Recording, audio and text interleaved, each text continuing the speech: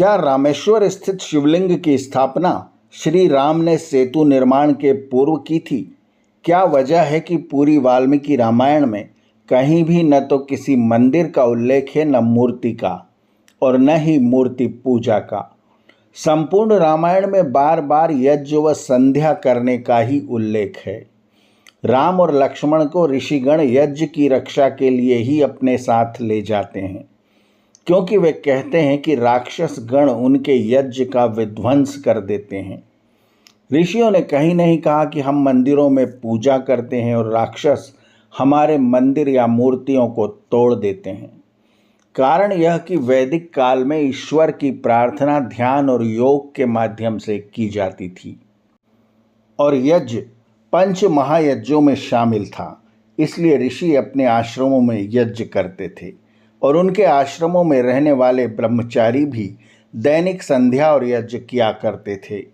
मूर्ति पूजा का उल्लेख तक वैदिक युग में नहीं है। दरअसल मूर्ति पूजा और पुराण बुद्ध और महावीर के प्रादुर्भाव के बाद प्रारंभ हुई। पहले इन्हीं की मूर्तियां और मंदिर बने।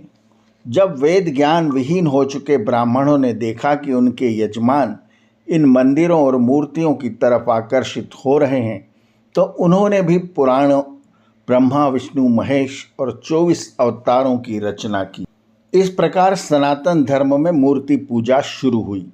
वेदों और उपनिषदों और आर्ष ग्रंथों में निराकार ईश्वर की चर्चा सर्वत्र है, मूर्ति पूजा की कहीं नहीं। बल्कि मूर्ति पूजा के विरुद्ध वेद मंत्र जरूर देखे जा सकते हैं।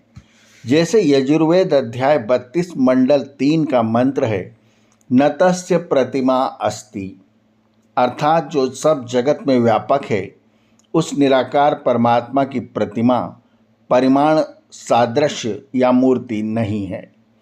तो फिर श्री राम ने अचानक रामेश्वर में शिवलिंग बनाकर पूजन क्यों किया? 14 वर्ष के वनवास में अनेक जगह वे पर्णकुटी बनाकर रहे। वहाँ भी उनके लक्ष्मण और सीता के मूर्ति पूजा करने का उल्लेख कहीं नहीं आता। फिर यह प्रसंग आखिर है कहाँ? दरअसल इस कथा का उल्लेख तमिल भाषा में महर्षि कंबन द्वारा लिखित इरामावतारम में मिलता है। यह कथा न तो तुलसीदास कृत रामचरितमानस में है और न ही वाल्मीकि रामायण में। महर्षि दयानंद कृत सत्यार्थ प्रकाश के 11वें समुल्लास में ऋषि से भी इस संबंध में प्रश्न किया गया है। प्रश्न: रामेश्वर को रामचंद्र ने स्थापित किया है। जो मूर्ति पूजा वेद विरुद्ध होती तो रामचंद्र मूर्ति स्थापन क्यों करते और वाल्मीकि जी रामायण में क्यों लिखते? उत्तर: रामचंद्र के समय में उस लिंग का मंदिर का नाम चिन्ह भी नहीं था, किंतु यह ठीक है कि दक्षिण देशस्य राम नामक राजा ने मंदिर बनवाकर लिंग का नाम रामेश्वर धर दिया है।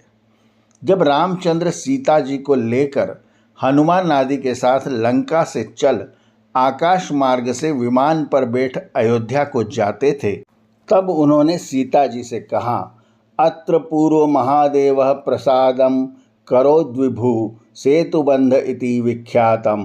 वाल्मीकि संदर्भ लंका कांड।